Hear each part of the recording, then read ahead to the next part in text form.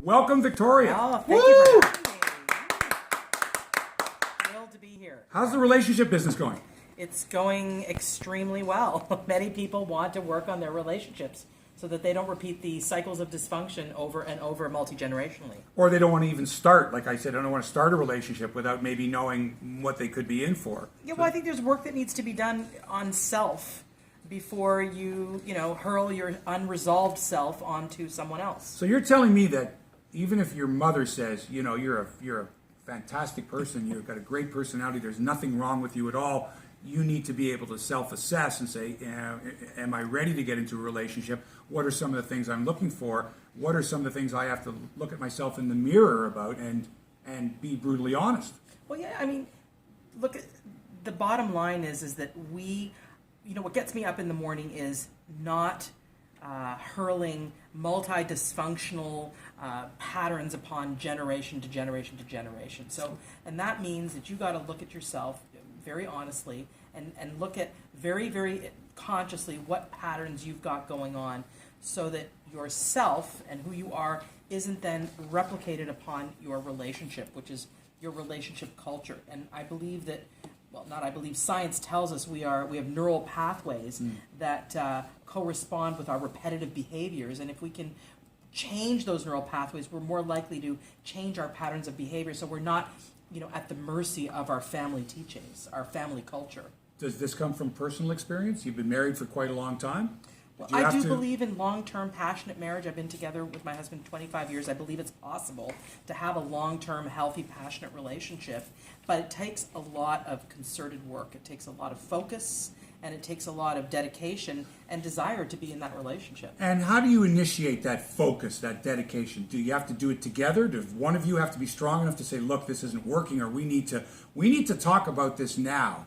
Well, when I do couples work, I definitely do some individual work as well to see if there are, and usually there are, patterns going on, feeling like the victim, guilt, manipulation, disease to please, codependency. What's that? What's disease to please? Always trying to please the other person so that, you can make sure that the other person loves me. Don't leave me, don't abandon me. I'm like that. I don't think I think that I'm going to be abandoned, but I think consciously I always want the other, my wife to be happy, to be at ease.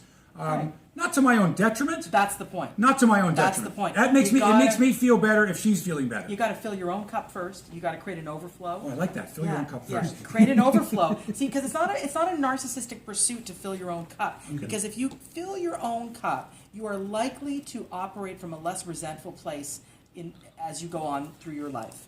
Fill your own cup, create an overflow, and then I believe your relationships and the planet will benefit from that experience. So that means you've got to be, I like the word selfie. You need to kind of get selfie, not selfish, which is disregard for other people. You need to get selfie. You need to say, what do I need? Who am I? What's my situation? Where am I in all of this?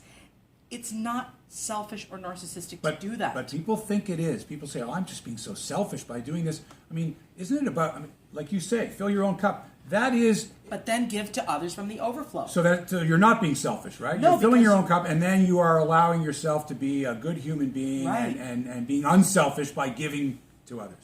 When you're feeling healthy, when you're feeling emotionally, spiritually, physically fit, and you're working on that. And I believe then you can really, really, participate in your community, in your relationships, in your dating world in a healthy way. Valentine's Day coming up, people are all ramping up for the dating thing. Are they? Well, I mean, a lot of people are. I think a lot of people have trouble with Valentine's Day. I do. It's a tough holiday. It's not a holiday. It's, Right. I have a tough time with Valentine's Day, not so much because of the obligation that I feel or the expectation that someone might have. It's the fact that it's in February. And I feel the least romantic, and I think my wife would agree, when it's minus 20 and there's snow outside. If it was May or June and we could go for a picnic, think of all the different things you could do. But instead, it just seems to me that Valentine's Day, and it'll be the same way this year, it'll be minus 50 degrees or whatever. Do you really want to go out for dinner and get all dressed up and wear your high heels and walking through the snow to go to a restaurant and be sitting near the door or there's a vent above you? No. Whereas if it's in May or June, so I think the problem with Valentine's Day is whoever came up with the idea to have it February 14th is an idiot. Valentine's Day is a concept that has nothing to do with restaurants, getting dressed up, trudging through snow. It's all about, I believe, how you experience your relationship, and it's got to happen daily, day in, day out. You know, it's all about kindness every day, compassion, be each other's cheerleader, be each other's,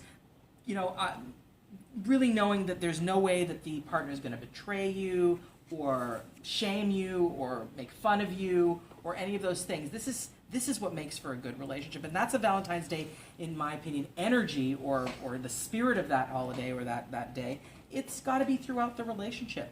John Gottman, who was the father of couples work, couples therapy, he says, if you make a mistake, fix it quickly. Apologize quickly.